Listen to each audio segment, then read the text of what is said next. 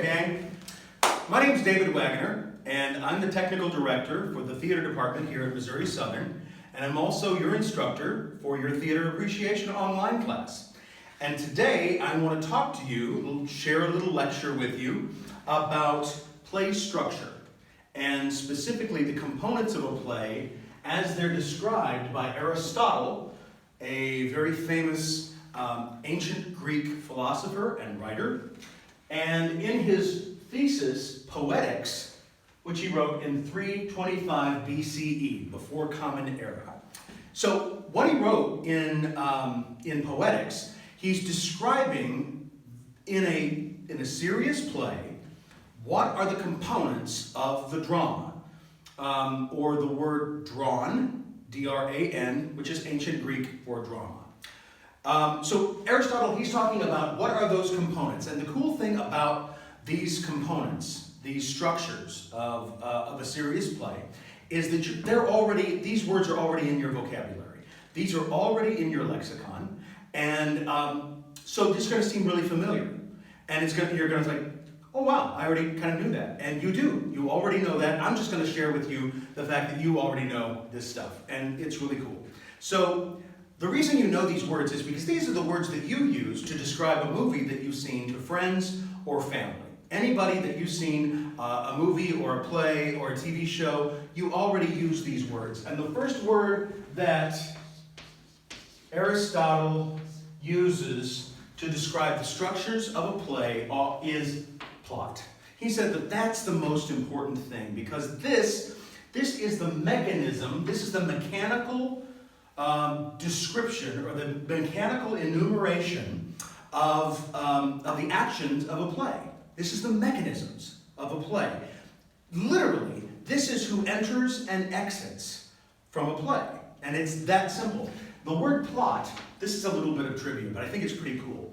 So the word plot in our language comes to us from Middle English, we'll say Elizabethan English, and the word is plat. Plat. So you have maybe, you or your parents, when they bought a house, they got a plat, which is a drawing of the lot on which the house is built, right? So that's essentially what a plot is. A plot is a diagram of the structure of a play, right? So a plat in Elizabethan English was literally a list of entrances and exits of all the characters in the play, because in Shakespeare's time, an actor may or may not have the role memorized completely, because actors in companies like Shakespeare's, in the companies that would play in theaters like the Globe, they would play multiple roles, and they might need a reminder of when they enter and when they exit and what line. And so this is a plat, right? That's literally a list of entrances and exits. And then it came to us, and we spelled it plot. And then, of course, eventually everything shortens to its simplest form, plot, right? So you already know this. You already know the structures, the mechanics of a play or a movie. And you've already used that word to describe the actions of a play or a movie, or a TV show, to your friends or to your family. The actions of a play can be one of two kinds. They can be an outer action, like Romeo stabbing Paris, or Tybalt. Or it could be an internal action. Romeo falls in love with Juliet. One is a very outward action. It involves a sword and someone's torso. The other involves the mind and heart of two of those actors, right? So, so there are two things that a play demands of the plot.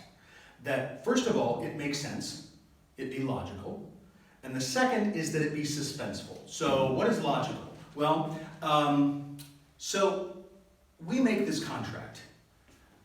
When you go to a play, when you go to a movie, you make this contract with the performers. You say, I will pretend that what you're doing is real. I'll believe what you're doing for the time that I'm here, that my butt is in the seats, I'll pretend that what you're doing is real if you promise to entertain me better than I can on my own. And that is called willing suspension of disbelief. That sounds pretty cool, right? Willing suspension of disbelief, it sounds pretty big deal. It's not. It's basically that contract. It's that understanding that you will believe what I'm saying as long as I waste your time better than you can on your own. So a play must be logical. It must make sense enough that we don't go, oh, wait a minute, that's impossible. And it also must be suspenseful. So movies like Get Out, these are the ones that come to mind. You probably have a better list of suspenseful movies or really good plot twists. But like Get Out and Ex Machina, and then of course The Sixth Sense, right?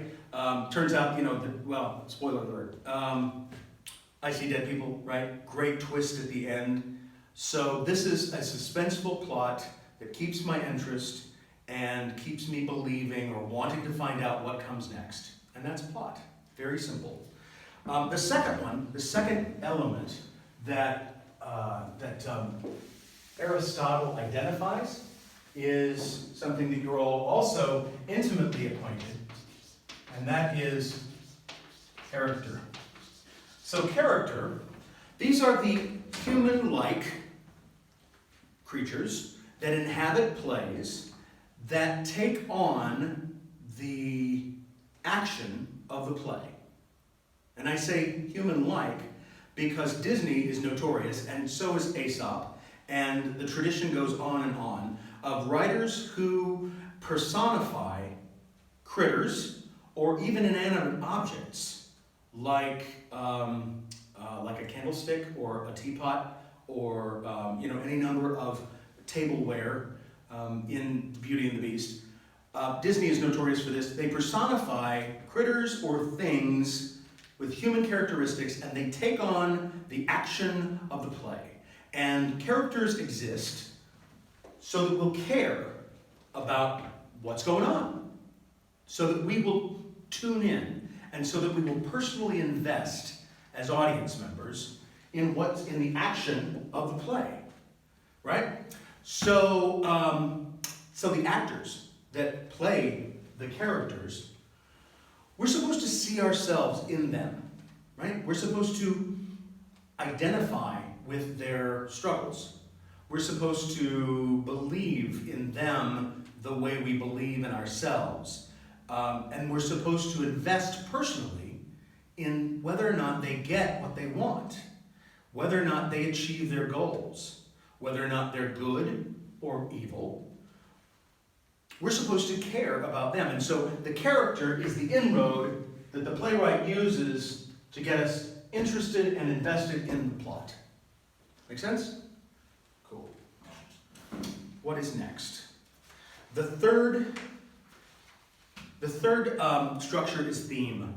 And you know theme. You're in high school, or you were in high school, obviously, and then you're in college. And anytime you have an English class, you're going to get to read a play, read a book or a short story or a poem, or maybe a play, and you're going to get, you're supposed to read that in terms of what is the theme. That's one of the things you're supposed to ask yourself. So, what is the theme? The theme is the intellectual, abstract element of the play, or the book, or the novel, or the short story, or the poem. The theme is the intellectual element. It's the message of the story. It's not the moral, because moral is something else. Moral has to do with right and wrong, with ethics and morality. We're not really interested in that here. What we're interested in, not to say that we're not interested in those things in other ways, but theme really is about what is this story about? And we should be able to answer the question about theme, like what is this story about in like 3, 2, maybe even 1 word, right? Let me give you an example. So you're in English, you're in English, senior English, and you're reading Huckleberry Finn, or maybe you read it when you were a junior, or maybe even a sophomore, I don't know. But you're reading Huckleberry Finn by Mark Twain, and the way that a lot of critics talk about, or writers talk about Huckleberry Finn is by way of this theme of innocence versus experience, right? So, and the way you're supposed to read, the way you can read Huckleberry Finn is by way of this theme. That in the beginning, Huck has a hard life. It's a crap existence that he has. His dad's an alcoholic. He has no resources at his disposal. He's got a lot of problems, and so he has decided he's going to hop the river. He's going to float down the mighty Mississippi on a raft, and he's going to have his adventures. He's going to have adventures, and then what happens throughout the story is he endures these struggles, and he learns and grows by way of these struggles, and he goes from a state of innocence to experience. And he learns all that stuff that experience teaches us. Well, that's the theme, innocence versus experience. That's one of the ways you could read Huckleberry Finn. One of the ways that you can read or watch Hamilton, for example, incredibly popular, incredibly important musical right now on Broadway, is by way of, you can read it by way of the theme. And what is Hamilton about? Without spoiling it for anybody, what is this play about? What is this musical about? Hamilton is about, it's about a lot of things. It's about power. You can read it from the sense of what is power. You can read it by this from a theme of, there's even a song about, I'm not going to waste my shot. So he's a character who was born into poverty. He's a character who was born an alien to the land that he now lives in. He's got one shot, he thinks. He sees himself as a person with one shot, and that sort of parallels the duel in which he loses his life. But he's got one chance to make it big. And many of us can relate to that feeling that we have one shot only. And so we're not going to waste it. So you can read that story, you can read that play, you can watch that play from the angle of a theme and get a tremendous amount out of it, right? The next, I didn't write theme down. Uh-oh, hang on. Theme. So the next structure that Aristotle talks about is diction. And diction is, it's not really what it sounds like. Diction, we talk about diction today. We talk about how good is your diction? How well do you pronounce words? How good is your vowel formation? How good is your consonant action? Well, that's not what diction is in this case. It is, sort of. I mean, it's not that. It's not that. But it's also, it's the tone. It's the imagery. It's the cadence. It's the articulation. It is everything that is said. It is the script itself in the mouths and the lines in the actor, right? It is also, interestingly enough, in Aristotle's time, right, when he wrote, and 400 years before that, he wrote in a time when that for which was written the stage was written in verse. So it was poetry, and it might even be rhyming poetry. But it's certainly full of metaphor, and I know you know what metaphor is. Metaphor was like an extended comparison. So anything that is an extended comparison of imagery, of a person and an animal, a situation and like a conflict and a storm. This is metaphor. Anything that is in verse is part of diction. Anything that is rhyming is part of diction. And any joke is part of diction. And then there's this thing called an epigram. And epigram is popular at this time of writing. It continues to be popular well into, the neoclassic period in France. And an epigram is this short satirical poem, right? And it deals concisely, because of its short nature, it deals concisely with a subject matter which is usually ending in a witty and ingenious turn of phrase or thought, right? So that's an epigram. I'm sorry I don't have one on the tip of my tongue to share with you, but it is nonetheless part of diction, and so we include it in diction. All right. The next one is music. It's one that we're all intimately aware of because it's a part of our daily life, and it's by way of Pandora or Spotify or whatever you happen to use in your personal life to access music. Music is a huge part of the drama, right? Huge part of the play. Okay, so for example, let's go back to Hamilton. Hamilton is full of music. It is a musical full of songs. It is almost completely songs. Maybe 96, 97% of the play is song. So very little spoken word. So that is a huge example of music, the American musical, or the British and American musical. Opera is all sung music. Operetta, which is a light opera with some spoken language. It's a lot like an early American musical, but certainly we have lots of musicals playing now, and music that's written for the play itself is the music that we're talking about. Now, if a show of a play, if a drama is a play without music, you still have music. Music can be, if the director wants us to pay attention to footsteps walking down a hallway, that's music. If a director wants us to stop and pay attention to the ticking of a clock on a wall, or a grandfather clock, so that we pay attention to the time that passes and the silence therein, that's music. If the director wants us to pay attention to the pauses between the lines of two characters and the anxiety that is created in that silence, in those pauses, guess what? That's music, right? So music is everywhere. Music is in all of our lives, all the time, if we simply stop and listen to it. I think that's pretty cool.